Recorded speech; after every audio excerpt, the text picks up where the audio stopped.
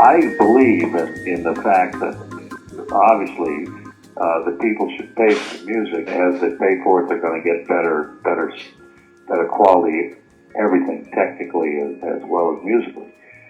However, when you get in between, you get people who begin to get a little greedy about how much you should pay for it. That's not so hot, and it's not just the greedy record companies who are at fault. In many cases, it's some of the greedy artists, not all of them, but some of them, where they keep pushing that price level up to a point where it isn't worth it, and it chases people to go get it free, or find some other way of doing it. So, there's all these forces that come together that, again, it's unintended, I think, that way. That I guess you're entitled to make as much money as you possibly can. But there is a point where it gets beyond the pale, so to speak. And that happens in live performance concert tickets. That happens in the cost of CDs, which I think got too high. And it happens in a lot of ways. People should pay for it, and there should be a striving for more quality, but the quality of the equipment that you listen to it on and so on to replicate in your house, the live sound.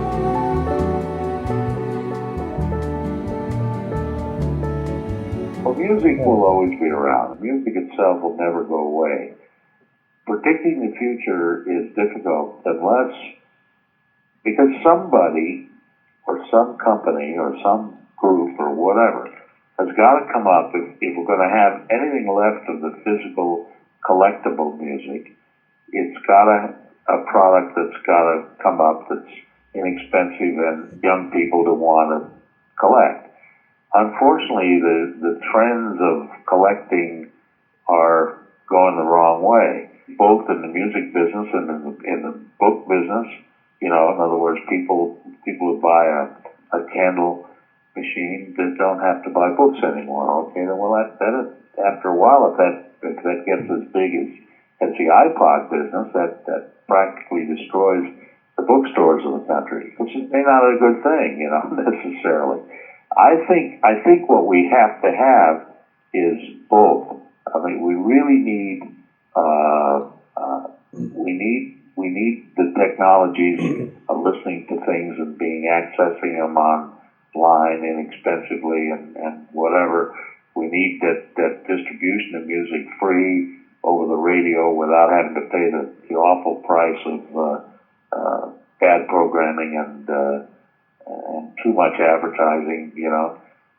There should be limits. I'm not saying there should be limits or enforced limits, but I mean, if you don't, those are the things that have to kind of happen.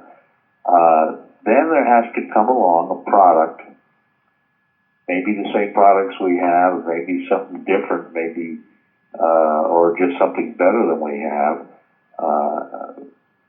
that young people especially, want to collect. If that happens, then we've got an industry that will begin to grow again. If that doesn't happen, I don't see where the growth is going to come from. I can't predict at all anymore the future of what's really going to happen. The only thing I think that is absolutely constant is there will be a constant production and desire to make music. Good or bad, they'll make it, that's for sure, because it is part of our lives and we don't get along very well without it. Music is a very integral part of our lives and always has been. And the truth of it is, the more dissemination of music from all over the world is a good thing. But we don't seem to have, nobody has seemed to discover yet a product that anybody wants. Well, that's not fair. I mean, a lot of people, we still have an industry. It isn't dead entirely. We're still selling records.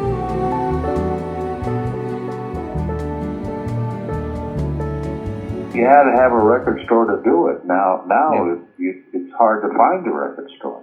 There's just nothing there. All the chains are gone. Certainly what Tower stood for is gone, which is a shame.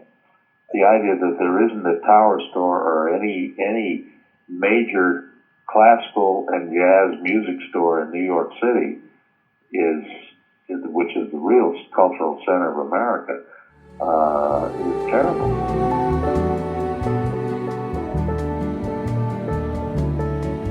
You can't see on a computer screen the amount of things that you can see all at once if you're staying in front of a record rack.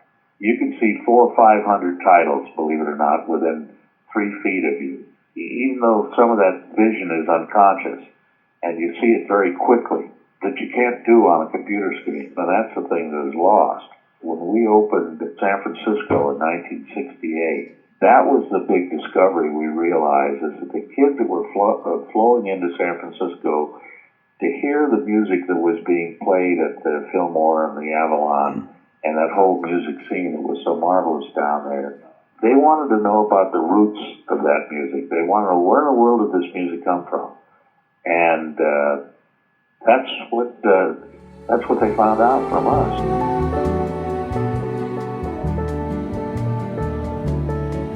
I saw the dangers that were coming. Unfortunately, by that time, while we were, kind of out of control in our own financial world, we made a lot of dumb mistakes and borrowed too much money and expanded all over the world. Luckily, some of it's still alive in the world. That's nice. Mm-hmm. I couldn't do much about it. I could see what was happening pretty well, but there wasn't much we could do about it. I was there till the day it closed. But I was, because of the financial aspect of it, I no longer had any control. I was just an employee, and an employee they wouldn't listen to, which is even dumber.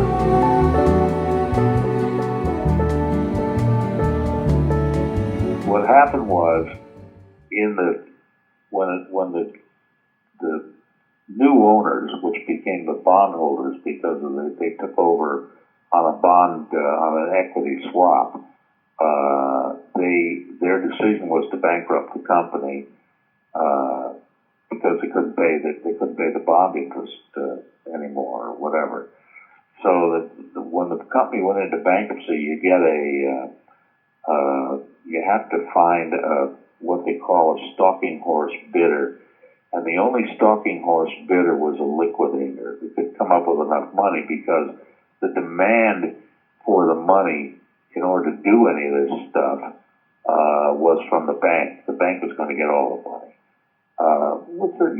You can't fault them for that. It was their money. So they were going to get the first choice on all the money, and everybody else got second choice, and the bank got paid off 100%.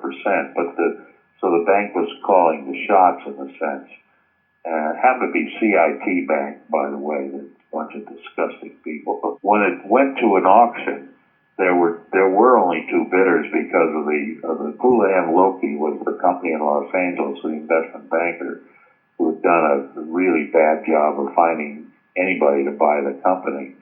So the only people they found was a liquidator. And then Transworld, which is the operator of FYE, it went to auction, and they said, well, we can get more for it if we break it up. We sell parts of it. The website is being part of it, the name is being part of it, the various components being part of it. We'll get more for the bank ultimately and the creditors. However, there was a kind of a tacit decision made that we would, if there were a difference of $500,000, and the lower bidder might have been the company that would keep the company going, that would be Transworld, why they would get it. And that's exactly what happened. There was a difference, but then they all went to court and they all changed their minds and said, no, we want the higher amount, and you can go. Too bad. The only sad part about it, had Transworld gotten it, which would in theory kept the company going, they would have stripped it all out and closed half of it and changed the operating and everything else, because at the end of the day, they ended up getting for Yeah, they got Nashville, they got Philadelphia, and it seems to me two others. I'm not sure where they are. They actually took some of the stores, but I think we all knew, or the management knew that it was that while they were a better of two evils, both of them were pretty evil. Kind of ridiculous, even though the bank did get paid off. It was kind of ridiculous to liquidate the company that way they did. It didn't have to be. It's a shame, actually, because it's too bad. Somebody could have come in. Even the record industry should have stepped in and said, hey, look, there's a need for high-quality retail shops out here. Let's keep this thing going till we can find them all.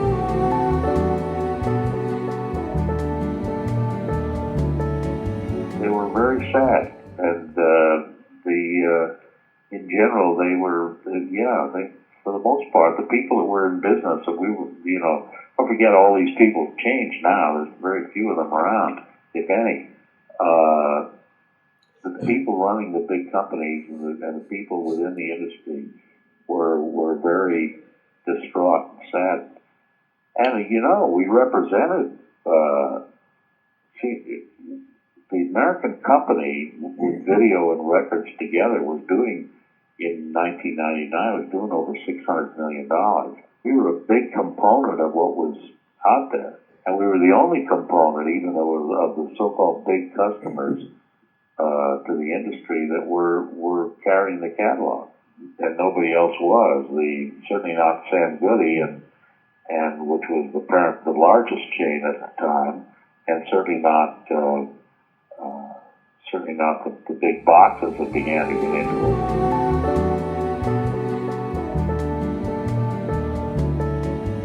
I really didn't even realize how important it was, because it was just fun for us, we just did it.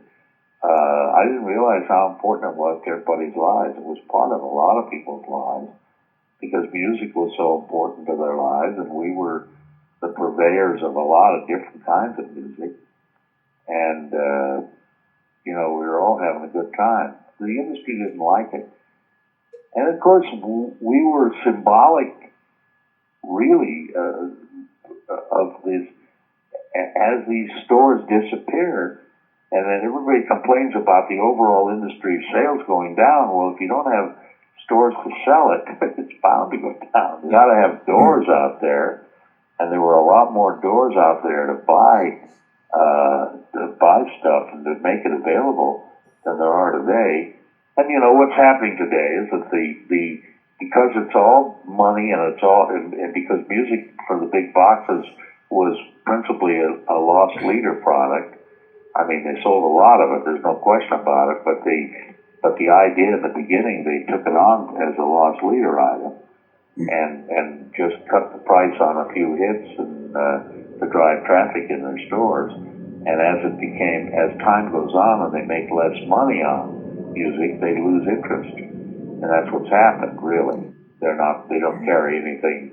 Best Buy is best example of that. They don't carry anything close to what they started carrying when they first went into it.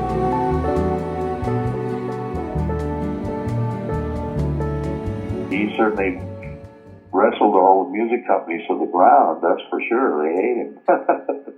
But he took over and they changed things around, that's for sure. He became king of the hill. Was good or bad, I don't know. But see, the proof is in the pudding. Right now, the overall downloading, the growth of downloading is flattened out. I'm kind of looking forward to seeing what the first week or so of January is going to show us. In past years, it would always jump at Christmas time and then stay on a plateau for the rest of the year. But the plateau, the levels between the plateaus are getting lower and lower. I mean, it only went up from, say, 19 million a week to 20 million a week. And the overall add up of all the downloading, both albums and singles, doesn't make up for anything close to the amount of drop that the physical did. So, what do I think of Apple? A pox on it. He did lock the thing up for everybody else, that's for sure, by making that exclusivity sort of thing, where it wasn't that easy to download an iTunes to any other device except the iPhone. He's looking out for Apple and not for the industry or anybody else.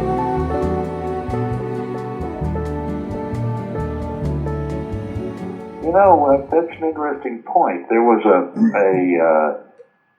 I'm not sure how much of it went into education, but the Petrillo deal that happened way back in the 40s, that there was a fee. I think it started out about $0.25 cent on every single record, and then I don't know what it became on albums as time went on. It went to the Musicians Union, and how much of that drifted back into education, I don't know. But that fee is probably still being paid, such as it is. Now, then there is no fee being paid by the downloaders. Huh? iTunes itself, when you think about it, there's not much in it, even though there's a fair amount of volume that they control. They're paying 68 to 70 cents for every song. They kind of probably only paying $7 for an LP or a CD, rather, an album. That's not the $3 part. I mean, that's a lot of profit, but on a per song basis, what has to be done, even though the computer's doing it, is not a lot. You have to pay a transaction charge for the money, and so on.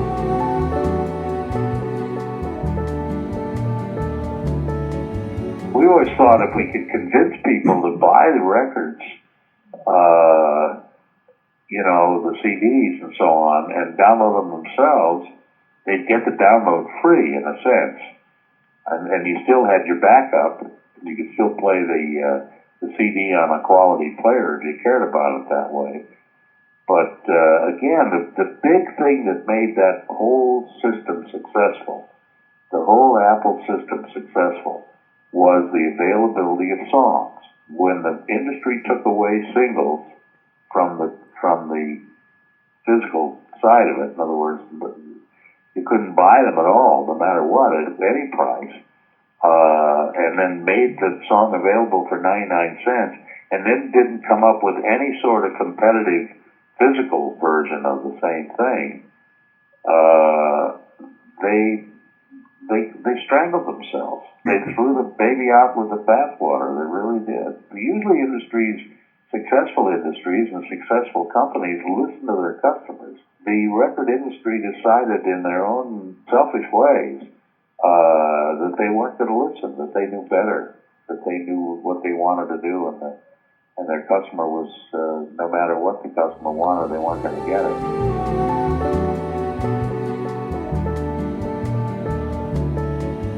Since the bigger companies are making themselves smaller and less interested in the production of music and selling of it anyhow, and they don't have any customers to sell it to anyhow, the physical side, what's the difference? What happens? But you do have the responsibility for a huge catalog of music, which is in the hands of EMI and Warner's and Sony and everybody else.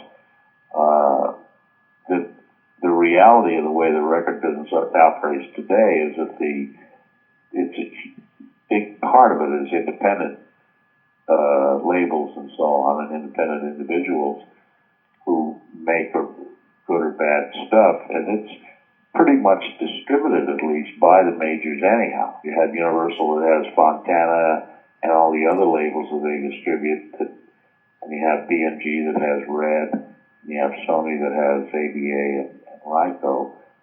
So most of the independent stuff is distributed now by the large companies. That's the problem. If you get companies that get taken over, it's what happened to Tower, as a matter of fact, same damn thing.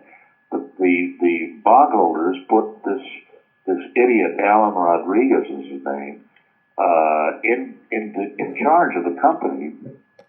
God knows why, and of course he had no experience, no knowledge, no concept even how it should run, and therefore, he destroyed it.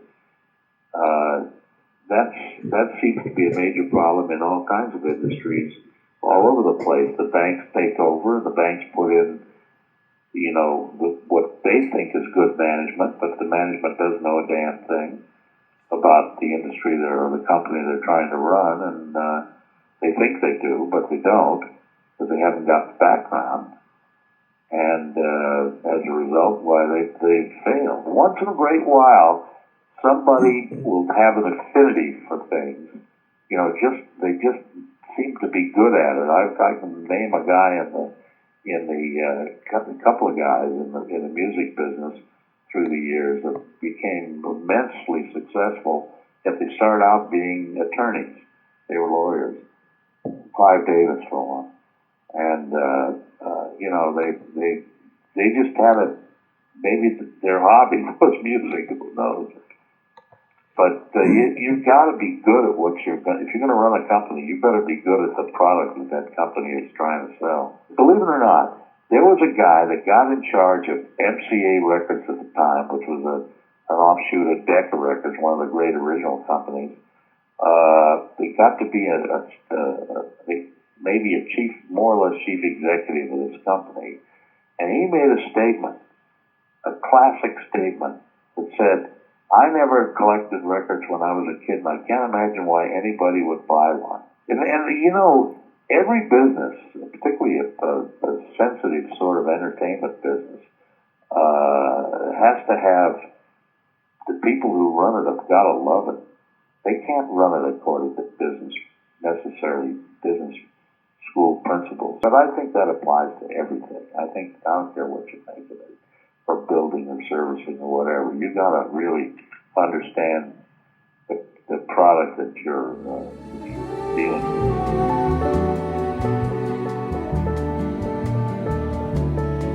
There was a lot of money being made, and there was a lot of money being spent. So we in that sense, we enjoyed it. We all liked each other. It wasn't adversarial, particularly. The people, the suppliers and the people making the music, everybody liked each other. And that part of it, I'm not sure that exists today. Well, I tell you one thing I learned, and it becomes evident that I was right all along, and that is that if something is going to function well, it has to be the product of a great many people that make it work.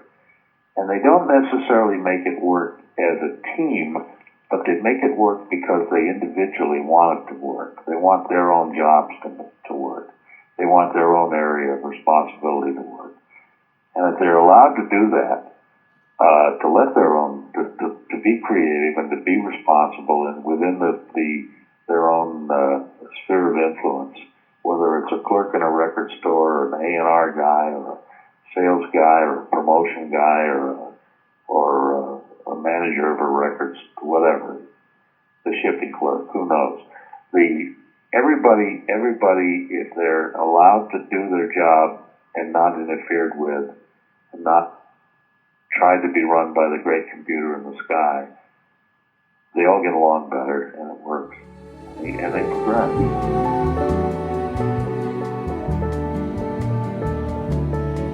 I would never have borrowed as much money as I borrowed. Having borrowed as much money and gotten ourselves into such debt, and I have an idea that this is also one of the major problems in the country today, is the amount of borrowing that's gone on, the idea that you built up such debt, and then there comes a time when you can't pay it back quickly enough. And that was a major mistake. I'd never make that mistake again.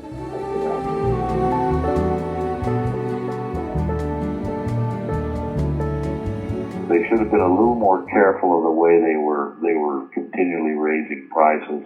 I think they should have contained prices, and of course they should have. I kept coming back to this business of taking singles out of the market. I think was a major mistake. Some people, if they're being honest, would agree with me on that. Who knows? I mean, everything evolves, and sometimes you can't control the evolution of things. And they should have probably reacted a little more intelligently to the onset of the internet. Now, what they should have done, I'm not going to say, because I'm not even sure myself. You almost metaphorically running around with their wringing their hands and crying wolf. They didn't really approach it very sensibly. But part of that was the reason that they could never talk to each other. They could secretly talk to each other, but they could never agree to do anything together because of the limitations of the antitrust laws and all. So, whether you have any control over things or whether you could have done something different is a question in the first place. They made a mistake of letting retail slip away from them. The whole thing got out of control. I mean, we weren't the only chain of record stores that went bankrupt. There were others. And, one of the great chains, go back to when the chains were flourishing, there was a chain called Camelot Records. They had about 300 stores or something like that. They sold out. The guy that owned it sold out for a large amount of money. And we'd have to look back and say he's the smartest guy ever in the record business because he walked away with $300 million. But the company that bought them was a company that was buying retail companies, and of course, going through this process of putting down, they paid $300 million, they put down, $40 or $50 million and borrowed the rest. Then they operated it. When they started to operate it, they didn't know how to operate it, and they began to lose money, and the debt holders wanted their money, so they bankrupted the company. And that happened time after time, where these companies got bought out by financial interests, financial investing companies and what have you, and then borrowed a huge amount of money, which is just a predecessor to everything that's gone on in the real estate business today, that's caused our present economic problems. But this was going on in business, and certainly in the music business, where companies got bought out for large amounts of money with borrowed money and fell into difficulties as a result of it and went out of business.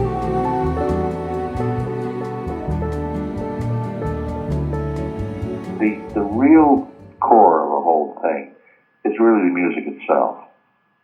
And musicians and artists and songwriters and all the people that contribute to that part of it don't really care about the business part of it. And it isn't their function to care about the business part of it. All of their function is to create great music, great songs, great messages. And then somehow or another, somebody's got to get them out so people can hear it. And when it's good, people will react backwards. Then maybe somebody come along and invent something that the people want, and is cheap enough for people to want.